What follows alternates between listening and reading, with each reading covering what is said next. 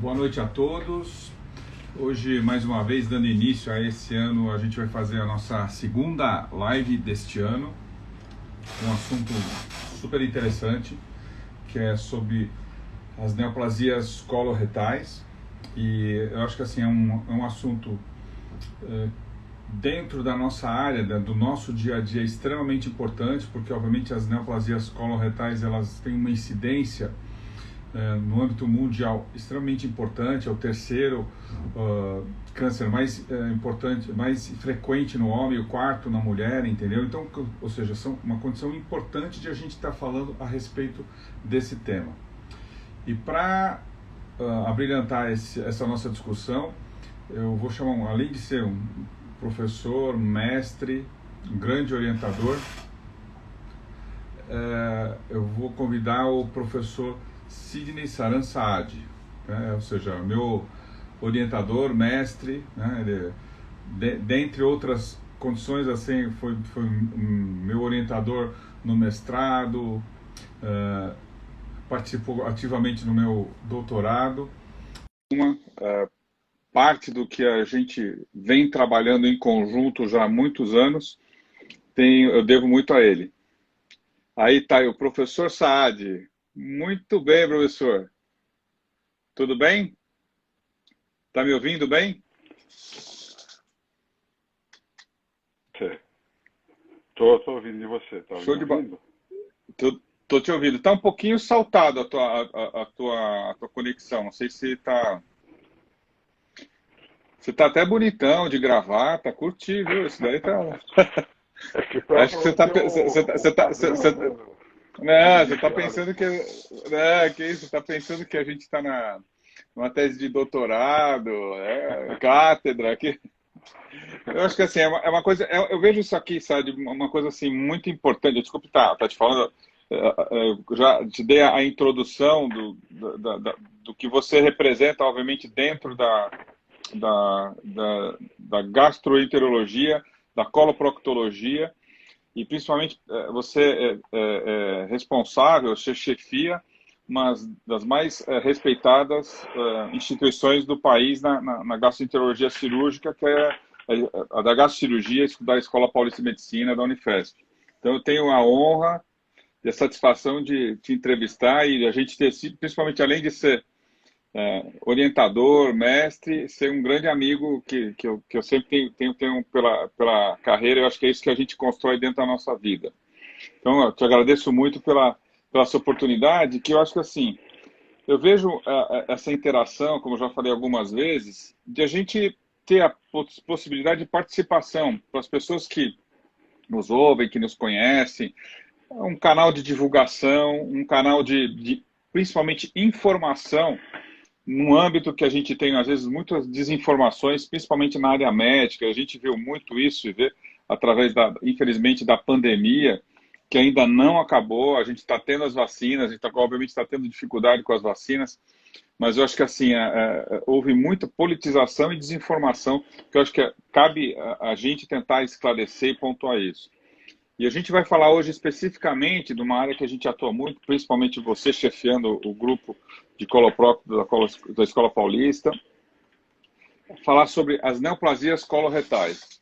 Então, de antemão, eu queria que você comentasse assim, o que a gente pode dizer? O que é o câncer? O câncer de cólon e reto, qual que é, assim, a representatividade dele, da importância que a gente tem nele, porque já deu algum comentário, mas comenta pra gente, você que até a sua livre docência foi fundamentada nisso, a aula foi brilhante nesse sentido, comenta pra gente aí, o que você pode falar sobre câncer de reto, em termos de o que vem a ser essa enfermidade? Muito bom. Bom, Elisara, primeiro eu quero agradecer a oportunidade de participar aqui da sua live, né? Eu tenho acompanhado as suas lives aí durante todo o ano passado, esse ano. São, são coisas brilhantes que têm se colocado aí de maneira importante. Então, para mim é um privilégio estar aqui podendo participar. Eu agradeço muito, né? Quando a Fica gente tranquilo que eu vou te usar pergunta, bastante vezes. tá Vou bom, te usar bastante, fica tranquilo. tá bom. Quando a gente fala de câncer, o que é o câncer, né? Eu nunca esqueço de um professor de anatomia patológica que eu tive na faculdade e, e, e que ele colocava uma peça de cérebro de mama cortada ao meio, assim, e ele mostrava aquela imagem do tumor crescendo, assim, dentro da mama, e ele falava, isso aqui é o câncer. A palavra câncer quer dizer caranguejo. Caranguejo que infiltra, aquela imagem sempre me acompanhou, né? Então a gente pode dizer que o câncer nada mais é do que o crescimento desordenado de células, né? Exato. O câncer é uma doença do gene. O gene que está dentro da célula, ele está mutável, ele sofre uma mutação. Aquelas letrinhas que a gente tem, A com T, C com G, elas se modificam por alguma razão e isso ocorre todos os dias no nosso organismo. Todos nós temos mutações diárias no nosso organismo. Então, nós temos mecanismos que são criados pela natureza para que a gente possa se livrar dessas mutações. Em determinados indivíduos, por um destino, por um azar, esses mecanismos falham. E aí essa mutação Exato. começa a ser independente. Ele já não consegue mais ser controlado no seu crescimento. Então ele perde aquele mecanismo de diferenciação, de crescimento, de relação com o meio extracelular, e com isso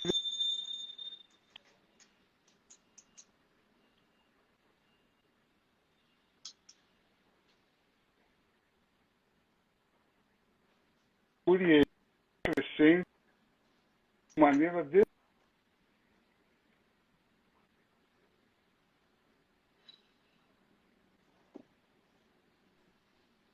que ele sai daquele órgão onde ele está e ele vai para outros órgãos, de tão descontrolado que é o crescimento. Ele vai para fígado, ele vai para pulmão e assim sucessivamente. E é interessante porque o câncer coloretal foi um dos mais estudados pelos oncologistas, geneticistas. Inclusive, nós temos hoje quase que praticamente todas as mutações que permeiam esse processo. De forma que a gente sabe os genes que são mutados, em que determinada... E aí existe esse crescimento. E tem um outro fator que é muito importante. A mucosa do intestino, ela tem as glândulas que estão na mucosa do intestino, elas têm um turnover, elas têm uma replicação celular muito grande. Replicação importante. Exato. Então, com isso, a possibilidade de uma mutação ocorrer e não ser controlada é maior. Então, é um dos órgãos mais importantes para ter um câncer, né? Então, eu não sei mais assim, ou menos... Nesse esteio, Sade, por exemplo, a gente tem... O que seria o câncer, né? Não, com certeza. Acho que assim, até para ter ideia, isso é bem importante. Assim, os nossos professores de patologia sempre comentavam isso, apresentavam isso para a gente. E o que a gente vê hoje em dia, né, por exemplo, o câncer que as pessoas têm, o câncer são a diferenciação celular de vários, por exemplo, você tem câncer de intestino, de estômago, e mesmo no intestino você tem vários tipos de câncer. É a mesma coisa que acontece com câncer hematológico. E hoje em dia existem especialistas específicos para cada tipo de câncer específico, que é o que norteia, principalmente na nossa área, a especialização de segmentos. Hoje em dia você tem mais pessoas estudando câncer de reto, estudando câncer de colo. Agora, Sade, como é que a gente pode fazer assim os grupos de risco para câncer de colo? O que são fatores de risco para o câncer de intestino, câncer de reto? Isso é uma coisa importante. Bom, você sabe que a faixa etária do câncer coloretal é das pessoas de 60 a 70 anos. Isso.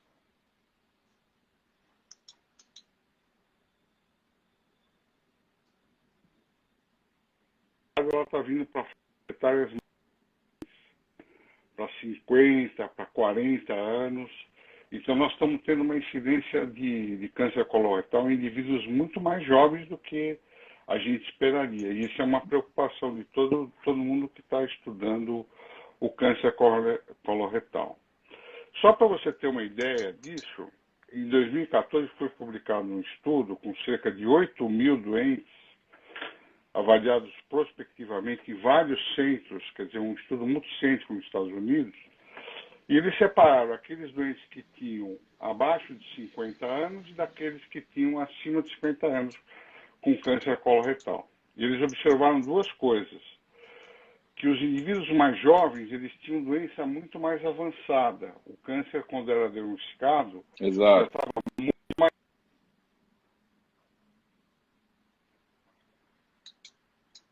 vivo pós-operatório. O câncer voltava com muito mais frequência nesses doentes. Perfeito. E tá tendo um pouquinho de, de delay na tua transmissão.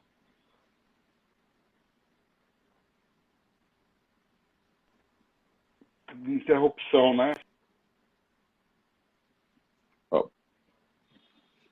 Tá dando um pouco de delay. Não sei. Você tem me ouvido? Tá me ouvindo bem?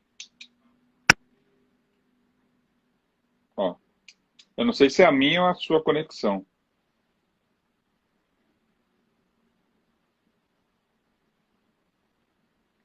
Se você achar conveniente, muda para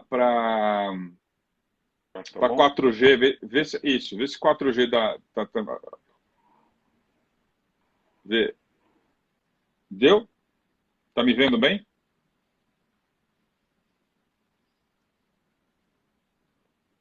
Ou não?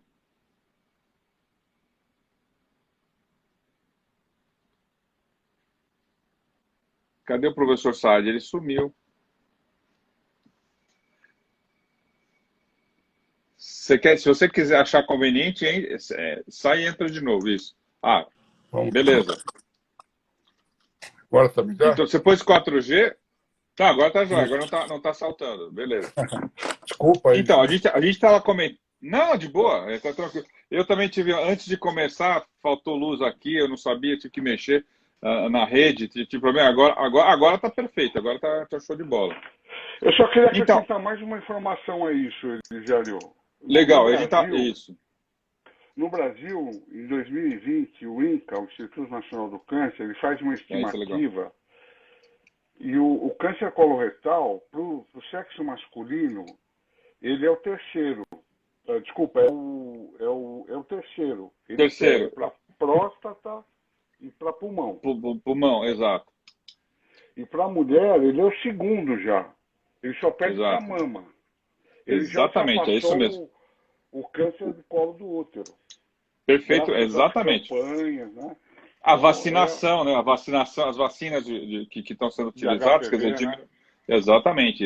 Isso de maneira substancial. Daí a importância das vacinas, né? Isso que o pessoal não fala muito, exatamente. Bom, mas assim, uma coisa bem interessante que a gente pode definir. A sintomatologia, por exemplo, para o público que a gente tem. Como é que a gente pode tentar prevenir? Quais são os sinais de alarme com relação ao câncer coloretal? Ou especificamente, até diferencial, às vezes, câncer de reto e câncer de colo. O que você podia falar para a gente? Olha, para a gente deixar uma coisa muito mais didática, a gente costuma dizer que a gente separa o câncer coloretal, apesar de ser, no mesmo tempo, câncer coloretal, em 3 grandes grupos. O câncer do colo direito, o câncer do colo esquerdo e o câncer de reto.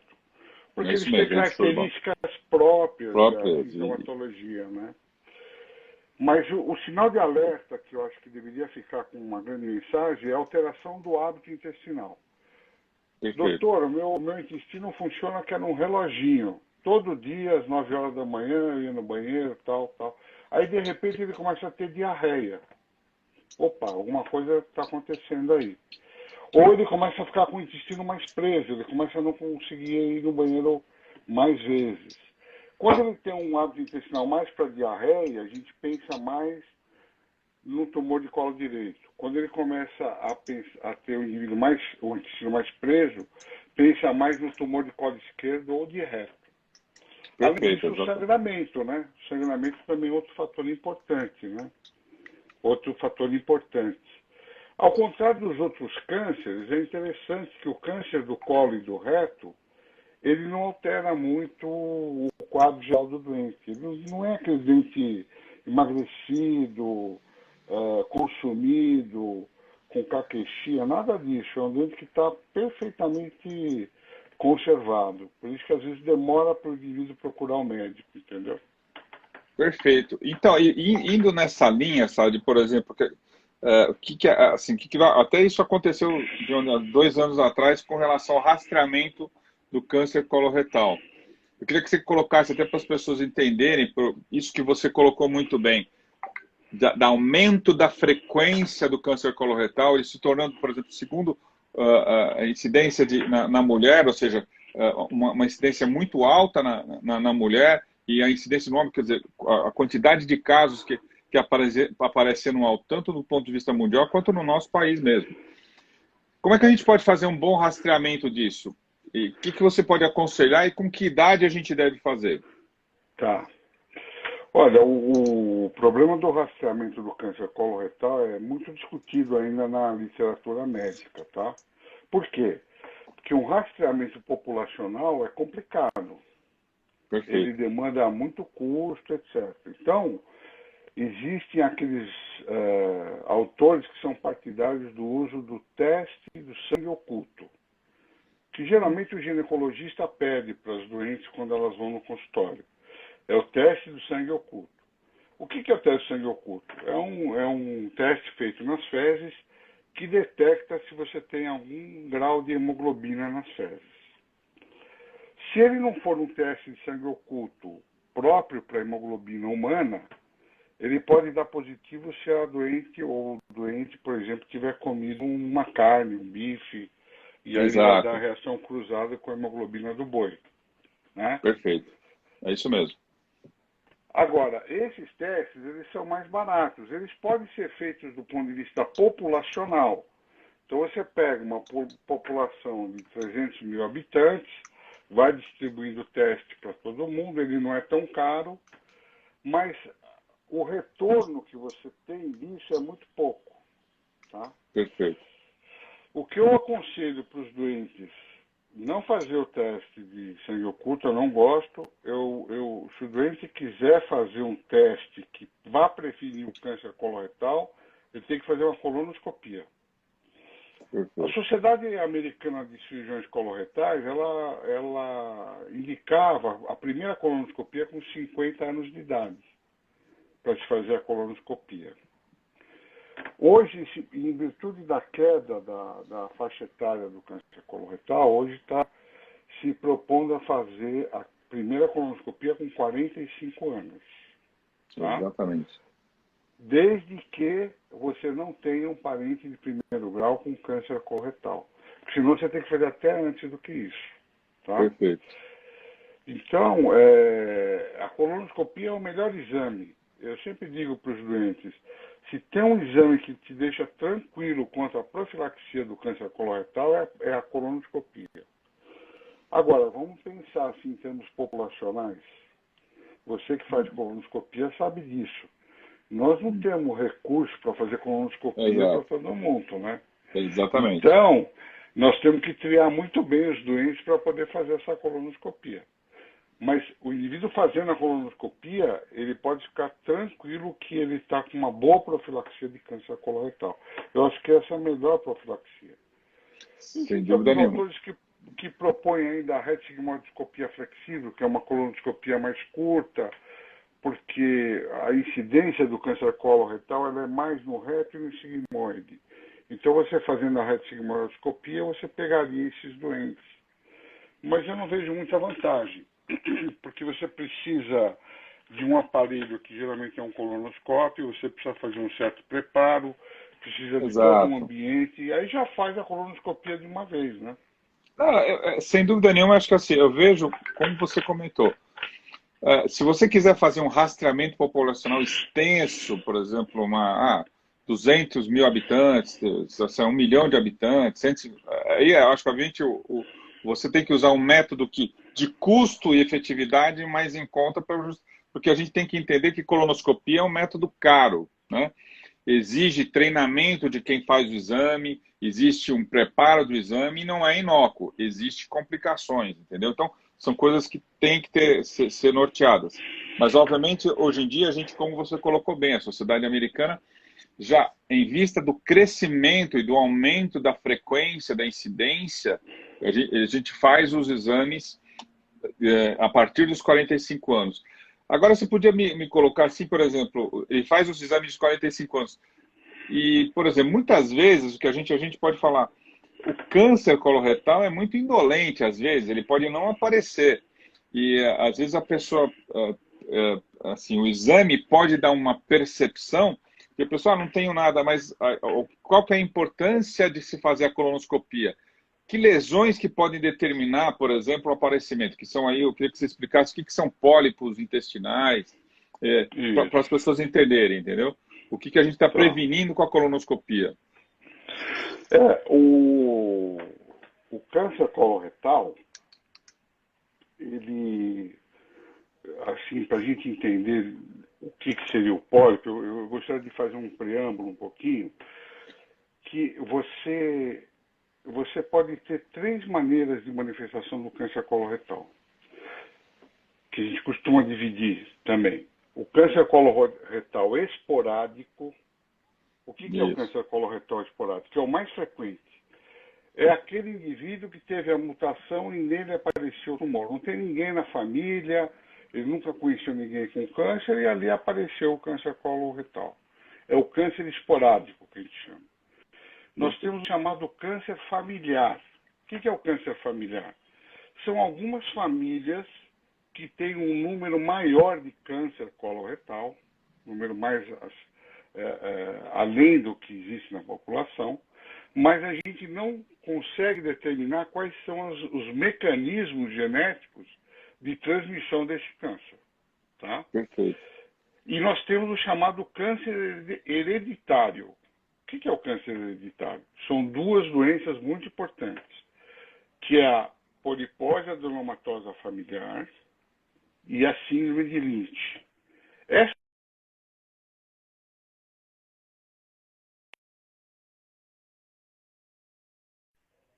nós já conseguimos saber qual que é o gene que está mutado, nós conseguimos fazer esse exame genético nos principais laboratórios aqui. E só para você ter uma ideia, a polipose adenomatosa familiar, se você identificar um indivíduo com essa doença, como é que você identifica? Aqui na colonoscopia ele vai ter que mais do que 100 pólipos na colonoscopia. Exato. Esses indivíduos, essas famílias precisam ser acompanhadas. Precisa fazer colonoscopia em todo mundo. Por quê? Se o indivíduo tiver a manifestação genética da doença, 100% deles vão ter Que vão câncer ter câncer. coloretal até os 40 anos de idade. Exato. Então, esse é o que você faz a profilaxia. Tem a Perfeito. síndrome de Lynch, que é um pouco mais complicada, tem alguns fatores, parentes, tipo de câncer, etc. Agora, no câncer coloretal esporádico, não é que o indivíduo aparece já com câncer. O câncer vai aparecer geralmente de um tumor benigno, que normalmente nós chamamos de pólipo, que histologicamente a gente chama de adenoma. Perfeito. Certo? Então, enquanto o câncer é um adenocarcinoma, o pólipo é um adenoma. E a presença de adenomas é muito grande na população. Por isso que eu digo que a colonoscopia é a melhor profilaxia por câncer coloretal. Porque você faz a colonoscopia, você tem um pólipo, o colonoscopista vai lá com uma pinça especial, retira o pólipo, manda para exame e esse indivíduo está livre, porque aquele pólipo, depois de 10, 15 anos, pode se transformar num câncer. E é interessante porque os estudos de anatomia patológica dos pólipos, quando eles vão lá para a biópsia, muitas vezes os patologistas eles encontram focos de câncer pequenininhos, microscópios dentro do pólipo. Dentro do pólipo, exatamente. E esses focos podem ser um pouquinho maiores e no outro pólipo um pouco maior. Então o câncer vem do pólipo, geralmente. Então você fazendo a colonoscopia retirando o pólipo, essa é a melhor profilaxia que você pode ter. Perfeito. Não, e assim, uma coisa que, veja bem, a colonoscopia ela serve tanto para fazer um diagnóstico, como para fazer a profilaxia e determinar, acho que assim, o fundamental, o segmento desse paciente. Porque muitas vezes a pessoa chega lá, o pólipo, ele tirou aquela verruguinha, que era o pólipo, com base naquilo, no estudo daquele pólipo, ele vai se programar, não, você tem que fazer colonoscopia daqui a 1 ano, daqui a 6 meses, não, daqui a 3 anos, daqui a 5 anos. Então, isso que é importante, porque aquele pólipo foi removido. Ela tem, ou seja, aquela mucosa, aquele tapete de revestimento interno que tem a propensão de formação de novos pólipos que podem, ou seja, originar a neoplasia. Então, isso que é extremamente importante e a própria sociedade tem muita participação nisso, a sociedade de coloprocto, a sociedade americana, de divulgar, se fazer a colonoscopia, justamente para a gente chegar a essas conclusões. Eu acho que assim, você falou de maneira bem contundente, eu acho que isso realmente é importante. E você também comentou com relação à parte genética. Elisílio, só uma coisinha. Você sabe que nos países evoluídos, lá, Dinamarca, Estados Unidos, etc., a incidência do câncer coloretal tem diminuído. Se você for pegar as estatísticas, está diminuindo. E nos países em desenvolvimento está aumentando. Por que isso? Eles acreditam que é justamente por causa da colonoscopia. Porque nos países desenvolvidos, o pessoal tem mais informação, tem mais acesso à colonoscopia, os indivíduos vão para a colono, retiram os pólipos e com isso a incidência do câncer tende a diminuir. Daí a importância da colonoscopia. Exatamente, o que a gente vê nos asiáticos com relação ao câncer gástrico, que eles conseguem, em nenhum lugar do mundo tem a estatística de ressecção precoce de câncer gástrico que o mundo, porque eles fazem muita endoscopia, né? Porque, obviamente, a incidência do câncer gástrico nessa população específica é diferente, é muito maior neles, né? Mas, assim, você comentou uma condição interessante, que é a relação, por exemplo, os fatores genéticos envolvidos, a predisposição familiar. Mas eu queria que você comentasse assim, que doenças que podem predispor ao câncer de cólon?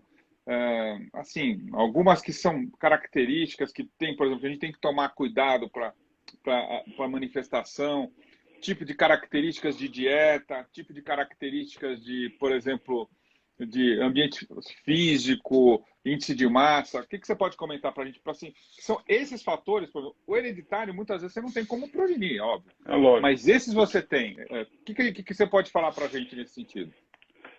Bom, esses fatores, vamos dizer assim, predisponentes ao câncer coloretal são muito estudados também.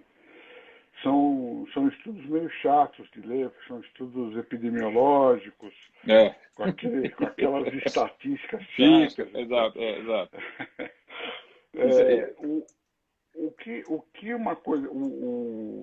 Um autor famoso, que é o Burkitt, que até descreveu o tumor de Burkitt, né, que ficou na África há muito tempo, né?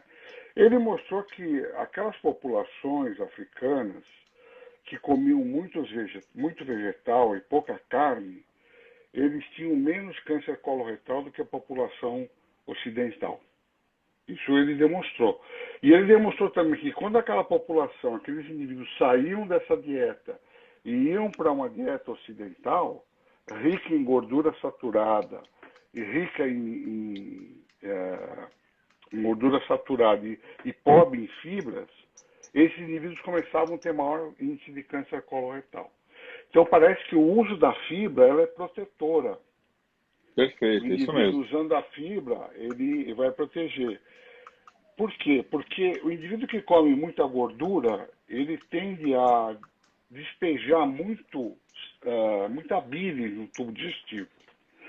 E a bile é constituída pelos ácidos biliares primários e secundários. E as bactérias lá no intestino grosso vão transformar tudo que tem de ácido biliar em ácido biliar secundário e outros compostos. E parece que esses compostos são carcinogênicos. Eles Perfeito. predispõem à mutação das células, entendeu? Então isso é um fator. Comidas pobre em fibra, com muita gordura, muita Perfeito. carne. Parece que a Exato. carne e a carne processada também tem relação com o câncer Exatamente. coloretal, né? Tem uma coisa que é muito importante, que está muito em voga hoje em dia, que é a obesidade. Isso, exatamente. Agora, É. a gente não sabe se a obesidade em si é o fator predisponente ou se a obesidade em função daquilo que ela altera. Por exemplo, o obeso é um indivíduo mais sedentário, então ele não se movimenta. Muitas vezes ele tem o intestino um pouco mais preso, ele tem alteração dos índices de insulina, de Exato. É um doente IGF-1. metabólico, exato. É aquele Então, doente que tem um estado de inflamação persistente, entendeu? Então, é isso que é isso. importante. Então, parece que esses fatores são importantes para a gente tentar explicar o que acontece. Então, lembrando, olha, o fumo também é importante, tá? A obesidade, exercício físico e o álcool. E a fibra, que é muito importante, né? Por isso que a gente recomenda o uso de fibra para todo mundo, né? Exatamente. E por isso que e esses, vamos dizer assim, são fatores que a gente pode atuar até de maneira preventiva, né? Eu acho que É, e aí, por exemplo, porque muitas vezes pode ter associação. O sujeito já tem a carga genética, se associa a fatores aí, ou seja, é um ambiente crítico para ele ter antecipar um prognóstico ruim de ele ter um câncer num caráter mais precoce. E como você falou isso, bem, né?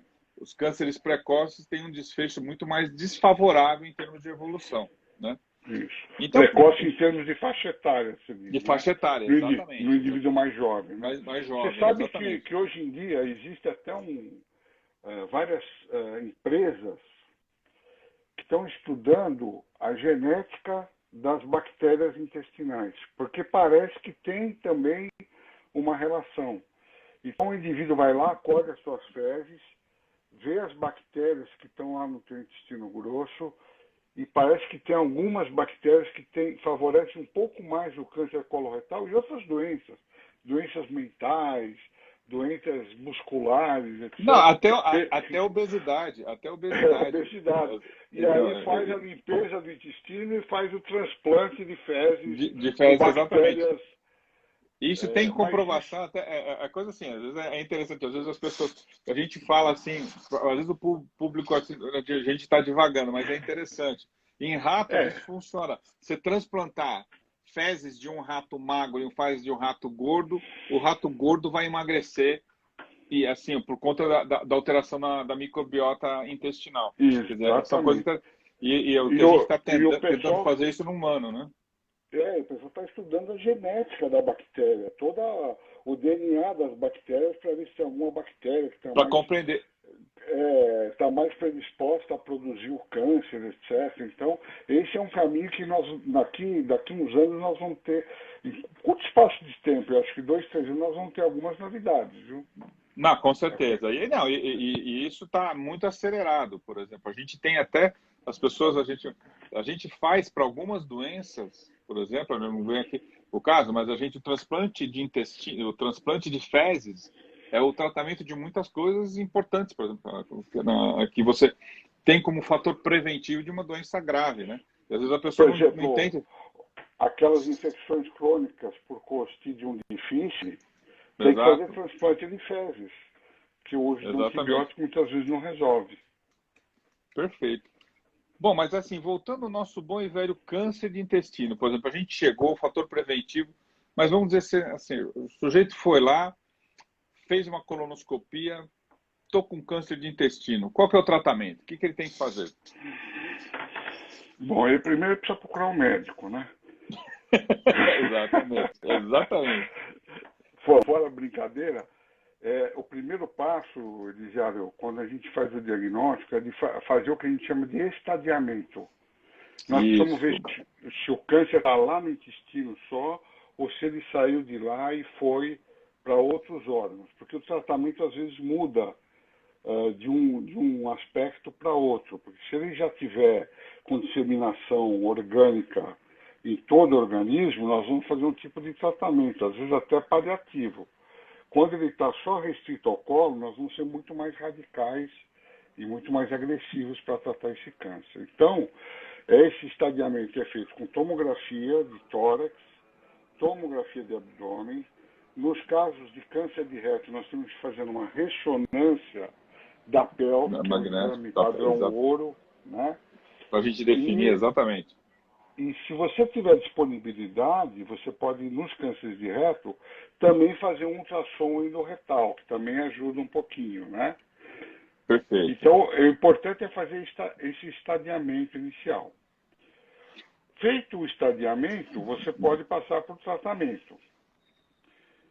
Ainda, infelizmente, nós não criamos nenhuma quimioterapia, nenhuma radioterapia, nenhuma imunoterapia que seja suficientemente adequada para tratar o câncer. A cirurgia ainda é o tratamento padrão ouro para o câncer coloretal. Podem falar o que quiser, mas tem que operar. Tem que retirar aquele tumor. E tem que obedecer a algumas regras quando vai fazer a cirurgia. Você tem que retirar todo o tumor, você tem que retirar a margem de segurança, quer dizer, intestino para frente e para trás do tumor, para não deixar a célula neoplásica, e você tem que retirar todo o sistema linfático que está envolvido com esse tumor. Porque se você não retirar o sistema linfático, existe uma tendência maior a voltar ao tumor. No câncer do colo direito, nós tiramos o intestino do colo direito, o intestino grosso à direita. No câncer de colo esquerdo, tiramos o intestino grosso do lado esquerdo. Agora, no câncer de reto, aí a história já é um pouco mais complicada, né? Lógico, dependendo da altura, né? Isso, porque se você tiver um câncer de reto que está a 10 centímetros da borda anal, e a gente faz essa medida de uma maneira mais ou menos rigorosa, você pode ir direto para a cirurgia. Mas se ele estiver abaixo de 10 centímetros, o tratamento preconizado hoje é de fazer uma radioterapia, quimioterapia antes de operar. Isso traz algumas vantagens para o doente. Primeiro, você diminui o tamanho do tumor e facilita a cirurgia, porque o câncer de reto, quando ele está próximo do ânus, ele está na pelve, ele está na bacia. Então, a manipulação cirúrgica, principalmente no sexo masculino, não é tão tranquila de ser realizada. Então, você fazendo a radioquímio, você diminui o tumor e facilita a cirurgia.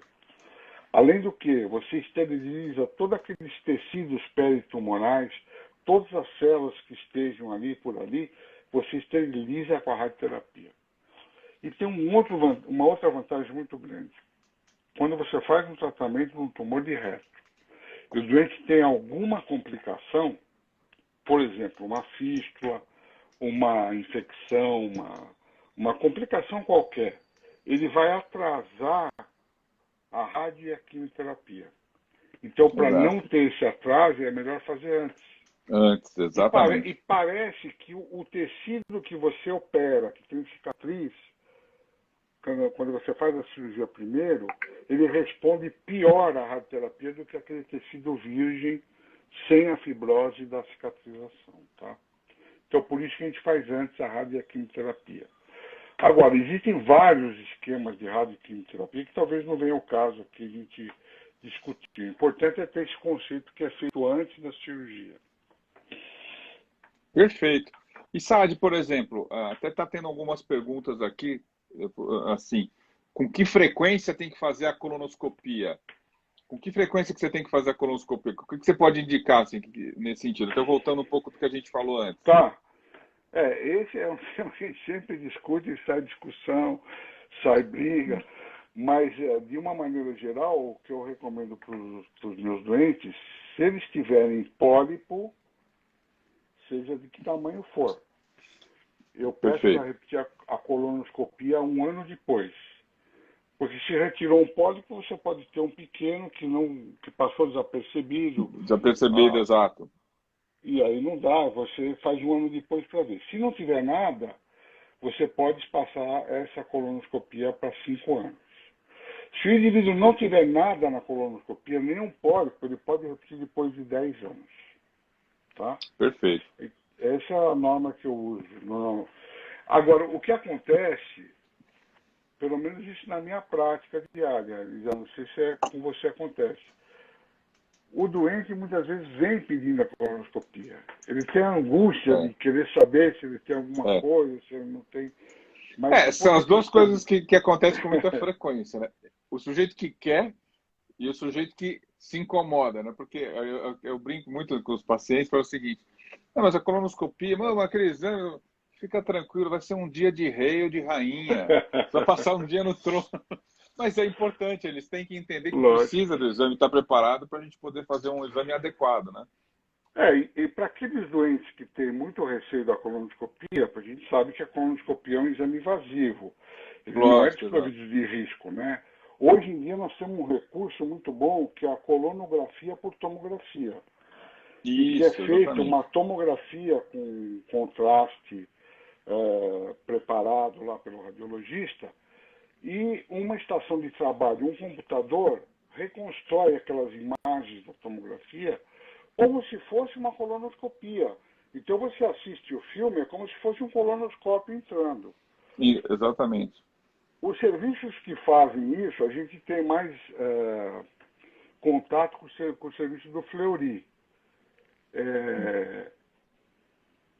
O que acontece é o seguinte: o indivíduo vai fazer a colonografia por tomografia, ele tem que fazer um preparo, como se ele fosse fazer a colonoscopia. Exatamente, isso mesmo. Agora, na sala ao lado tem um colonoscopista. Se na colonografia por tomografia aparecer alguma lesão, eles já pegam a marca, entram na sala da colonoscopia e o radiologista fala: olha, tem um pólipo ali no ângulo esplênico que você precisa tirar. Ele vai lá e já retira, entendeu? Então, os dois procedimentos acoplados. Agora, se a colonografia por tomografia der negativa, ele não precisa fazer a colonoscopia. Não precisa fazer, exatamente. Esse é um recurso que eu acho que assim, que vai ser a evolução natural que a gente vai ter desse exame, né? Mas a pessoa tem que compreender que assim, ela tem que fazer o preparo. Ela não substitui o preparo. O que a gente vai substituir, por exemplo, é a realização do procedimento, a introdução do aparelho. A gente vai ser o que aconteceu com a colonografia, mas assim, que é outro exame. A colonoscopia vai ser bem breve, no futuro, eu imagino, ela vai ser voltada basicamente para um âmbito terapêutico, entendeu? Como um procedimento, que é exatamente assim, de remover, vai fazer o diagnóstico, mas o problema é que tem, como você mesmo bem falou, para o sujeito não fazer, um dia faz a colonografia e depois tem que fazer outro preparo para fazer a colonoscopia, esse link tem que estar associado, entendeu? E assim, não são todos os lugares que tem essa estrutura. Ainda é um ambiente, a gente tem isso ainda em ambiente, vamos dizer assim, em ambiente de de pesquisa com a associação desses dois métodos. Aqui no Brasil, por exemplo, tem essa associação no Fleury, por exemplo, que obviamente é um laboratório de referência. Então, eu acho que assim, sem dúvida nenhuma, isso acaba criando um ambiente melhor, porque, por exemplo, a colonoscopia tem que existir um preparo. Além disso, o exame tem que ser com acompanhamento, sedação, anestesista. Em geral, são pacientes que têm um grau de idade, que têm comorbidades. Então, é isso que a gente quer evitar, submeter um paciente que tenha todo esse grau de complicação a fazer um exame de maneira desnecessária. Então, esse é o foco, né? Mas lembrando que se tiver alguma coisa, ele vai ter que fazer a coluna depois, ele não vai fugir disso. Exatamente, né? Não vai fugir disso. Eu achei interessante essa coisa que você lembrou, de que a colangio-ressonância, ela vem acoplada à colangiografia transparente, o colônio de pancreato, né, retrógrada, né? Exato. Para se fazer a colônia de pancreato retrógrada, tem que ter a colônia de ressonância hoje, né? Exatamente. Ela suprimiu hoje em dia, por exemplo, é um exame que até eu fazia, eu fiz muito exame de diagnóstico, e as implicações desse diagnóstico. Se injetar um contraste dentro da via pancreática, por exemplo, você podia desencadear pancreatite de maneira desnecessária. E hoje em dia você faz a colônia de ressonância e vai para o exame já com a sua estratégia terapêutica. Ah, tem cálculo, ele tem um tumor, ele tem isso, então, esse doente já está estudado. Eu acredito que na colonoscopia, o futuro também vai ser esse. Só que, como você colocou muito bem, vai ter que ser acoplado, por exemplo, a colonoscopia virtual já com o endoscopista. Não, ele vai ter que estar lá para justamente aproveitar o preparo, a necessidade de Preparo, preparo. né? Exatamente. Então, isso é uma coisa bem interessante. Mas, por exemplo, o que você acha, por exemplo, da evolução? Acho que assim, você comentou bem com relação ao tratamento. Eu acho que assim, como é que você vê o tratamento que a gente faz hoje para o câncer coloretal, do tratamento que a gente fez no passado? Porque eu acho que assim, às vezes a gente, por exemplo, tem estigmatismo. Até vou fazer uma coisa por mim, depois eu quero que você colabore nesse sentido. Se eu tiver que ter um câncer hoje em dia do aparelho digestivo, eu preciso ter um câncer de intestino, de ter um câncer de estômago, de ter um câncer de pâncreas. Como é que você vê isso, sabe? Por que isso aconteceu? O câncer de colo é o mais bonzinho do tubo digestivo, vamos dizer assim. É o melhor para se ter. Isso você tem razão. O câncer de reto já é mais complicado. O câncer de reto é complicado. Mas, de uma maneira geral, eu acho que houve um apuramento técnico nos últimos 20, 15 anos, né? Na nossa geração que vem vindo, que vem aprimorando as pessoas, né? Um apuramento técnico, o cuidado com a dissecção, o cuidado com os gânglios, que antigamente não existia. Eu vi muita cirurgia para câncer coloretal que era feita assim meio atabalhoada, era uma coisa assim dantesca, vamos dizer assim, né? Hoje não, a técnica ficou muito mais apurada. E nos últimos anos, você é o grande representante disso, o nosso mentor lá na Escola Paulista, da cirurgia videolaparoscópica, né? Que veio... Sim, ela ajudou muito, exato. Muito. Por quê? Porque a gente até achava que era pior para operar com videolaparoscopia, mas a nossa visão do campo cirúrgico ficou muito melhor. A dissecção das artérias, dos gânglios, ficou muito mais precisa com a videolaparoscopia. Você consegue enxergar melhor, você consegue secar, você dá mais conforto para o doente no pós-operatório e, de maneira alguma, você incorre no sacrifício da radicalidade oncológica. Você consegue exatamente muitos gânglios, né? Principalmente lá no reto, que às vezes a pelve, eu vi muitas vezes a pelve ser dissecada às cegas, sem nada. A gente não, exatamente, não tinha. Então, eu acho que é isso, sem dúvida nenhuma, mudaram muitas as perspectivas. Eu acho que você comentou muito bem nesse sentido. Eu acho que assim, eu vejo o crescimento da cirurgia de uma maneira exponencial, como você colocou, com relação aos métodos, mas também vejo com relação também o crescimento da própria quimio-radioterapia também no envolvimento assim do grupo multidisciplinar na atuação do câncer de reto. Como é que você vê isso, Sara? O câncer de colo é sempre mais tranquilo, mas o câncer de reto hoje, e nós temos essa experiência lá no nosso serviço, a gente não pode operar, não pode tratar unicamente com uma pessoa só. O que eu quero dizer é o seguinte: não adianta só o cirurgião chegar lá e indicar cirurgia e operar. Não. Nós temos que fazer uma reunião multiprofissional em que vai um oncologista, vai o cirurgião, vai o radioterapeuta, vai a fisioterapeuta, vai a enfermagem, vai a pessoa que cuida de estomias. E com isso se faz uma programação para dar o melhor acesso a esse doente e todo mundo participar da decisão. Porque às vezes o cirurgião está com aquela ideia de ir lá retirar o tumor e o oncologista fala, não, olha, vamos fazer uma radioterapia aqui, vamos fazer uma químio para reduzir o tumor, vamos esperar um pouco mais. Então hoje, o atendimento ao câncer de reto sempre é multiprofissional. Não pode ser feito por um profissional só. Tá? Exatamente, Sade. Eu acho que assim, e você falou tudo, quer dizer, a multidisciplina na atuação do câncer de reto, ele é fundamental para a gente ter os melhores desfechos, né? Ou seja, e até considerar muitas vezes que no passado a gente tinha, por exemplo, um prognóstico sombrio, você dizia que uma pessoa esteja curada, né? Ou seja, de uma enfermidade que podia dar, por exemplo, dar um desfecho extremamente favorável de meses até. Hoje em dia a gente tem isso.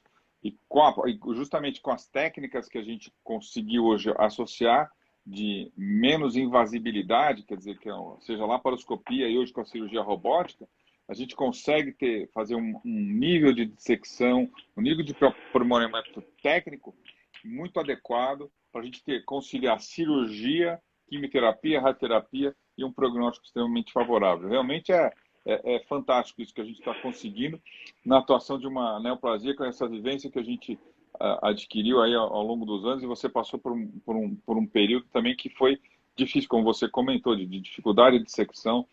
E até você, por exemplo, podia até comentar você sempre comenta nas reuniões que você teve a oportunidade de fazer um estágio no exterior, você ficou um ano em Londres, né, um dos maiores serviços do mundo no Hospital São Marcos. Comentar, tipo assim, que sem dúvida nenhuma, às vezes eles faziam a cirurgia lá que a gente não conseguia replicar aqui, né? Você lembra que você comenta muito isso? Porque lá que a gente foi aprimorando a nossa técnica, que a gente via aqueles cirurgiões operar, dissecar com calma. Naquela época ainda não existia cirurgia laparoscópica, foi uma cirurgia aberta, mas que eles tinham muito cuidado, o conceito do mesorreto, a dissecção do mesorreto, o cuidado com a margem distal do tumor. Tudo isso eu pude vivenciar lá e trouxe tudo isso para cá no sentido de aprimorar a mim, né, e a todo mundo que a gente foi orientando e foi ensinando ao longo desses anos todos, né?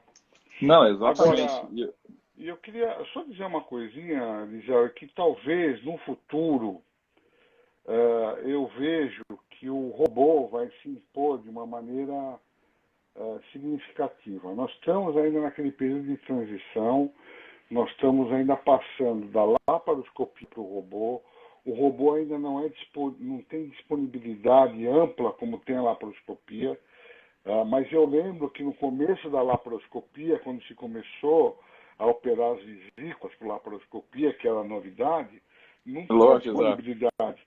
Então havia cirurgiões que compravam o rack e levavam o rack, né, no hospital para poder operar. As equipes cirurgião portátil, exato. Cada um levava um negócio, levava o insuflador, levava o monitor, etc., né, porque não tinha. Então, hoje nós não temos robô em todos os serviços, mas eu tenho certeza que daqui a 10 anos, pelo menos, jogando bem para frente, eu acho que até menos, 5 anos talvez, todos os hospitais vão disponibilizar robô para cirurgia. E o robô vai trazer uma grande vantagem, porque o robô ele elimina muita imperfeição do movimento do cirurgião, ele não permite movimentos estratosféricos dentro da cavidade, ele para, ele bloqueia. Você consegue ter uma uniformidade das cirurgias, porque os movimentos são mais ou menos idênticos, tá certo? É ergonômico para o cirurgião, ele fica sentado num rack, então ele não fica... o cirurgião vai durar mais. Ele não vai ficar todo arrebentado, tá certo? Exato. O movimento das pinças do robô é muito superior à laparoscopia. Você consegue fazer movimentos que com a laparoscopia são muito difíceis, né? Que você opera num plano único, no robô você tem aquele plano tridimensional, a visão é diferente. Então eu acho que a curto espaço de tempo nós vamos ter uma mudança muito grande e todos os lugares vão ter robô, como acontece hoje nos Estados Unidos e em alguns lugares da Europa, né? Eu acho que assim... Pode falar. Não, então, para quem faz a cirurgia de reto feita por robô é completamente diferente da cirurgia aberta e da laparoscópica. A gente vai ter um ganho muito importante. O que está fazendo ainda muito essa tecnologia encarecer, porque ainda tem uma reserva de mercado, uma indústria fazendo isso. À medida que vão sair outros robôs, até existe essa tecnologia sendo disponibilizada. A gente está tendo aqui no Brasil um estudo do robô endorrobô, ou seja, o robô através da própria endoscopia, principalmente para lesões baixas do reto em que a gente estuda que vocês sejam só restritas à parede do intestino, você poder fazer de maneira endoanal. Quer dizer, então são muitas tecnologias sendo disponibilizadas e hoje em dia, por exemplo, o robô no futuro vai dizer até o caminho que a gente tem que seguir. Isso é uma coisa fantástica que vai ser a associação dos databases dentro do robô nessa plataforma. Quer dizer, assim, a tecnologia vai avançando e a gente cada vez mais vai tendo essa disponibilidade. O problema da medicina, infelizmente, é que isso custa dinheiro, né? Isso encarece. E, além de tudo, também tem que ter um treinamento, exige o treinamento da gente. Então, isso tudo é uma coisa... A gente tem uma formação em hospital público, a gente até fica triste de infelizmente, não estar disponibilizando isso para a gente. Sádia, é o seguinte, eu tinha mais pelo menos umas 5 perguntas para te fazer, mas a gente vai ser derrubado aqui. A live tem essas maneiras. Demora 1 hora, e eu acho que assim, isso vai ser legal porque a gente vai ter outras discussões ao longo do tempo. É sempre muito prazeroso ter esse contato. E acho que assim, disponibilizar para o nosso público, que são, em geral, vão ter acesso a esses tipos de informação, que é uma informação contundente, uma informação precisa, de especialistas da área que podem disponibilizar isso para as pessoas terem uma afinidade de buscarem esses esclarecimentos que são extremamente importantes. Sádia, olha, muito obrigado por essa participação. A gente vai ter outras com certeza. E eu queria que você deixasse aí a fala final para abrilhantar aqui a nossa discussão. Eu só gostaria de deixar aqui uma mensagem final a todos que estão assistindo, agradecer a participação, aqueles que levem como mensagem que o câncer coloretal, se ele for diagnosticado precocemente, a chance de cura é muito grande, chega a 95%, quase 100%. Nós temos ótimos resultados a longo prazo, podemos fazer cirurgias menores, etc. E gostaria de agradecer a minha presença aqui, porque é um privilégio estar participando. Vão ter várias, fique tranquilo. Eu sou uma pessoa que eu tenho, talvez o meu grande mérito é de poder estar cercado de pessoas excelentes no grupo que eu trabalho, como o professor Elisiário, Dr. Ricardo Akiba, a professora Marisa, doutor Estela, doutor Henrique Sete, agora o Fernando Carvas. Então, a nossa equipe é uma equipe muito boa, que faz produção, que faz estudos, que opera, e eu espero que todos possam crescer, como eu tenho crescido com vocês ao longo desses anos. Então, a presença de vocês foi muito importante para mim. Muito obrigado. Sadão, muito obrigado. Eu acho que assim, falar final, agradecer muito você por isso. E uma coisa que também gostaria de lembrar nisso é a pandemia ainda não acabou, ainda protejam-se, usem as máscaras e vamos tomar a vacina, que isso é muito importante para a gente. Cara, grande abraço. Valeu. Abração. Um abraço. Tchau, tchau. Tchau, tchau.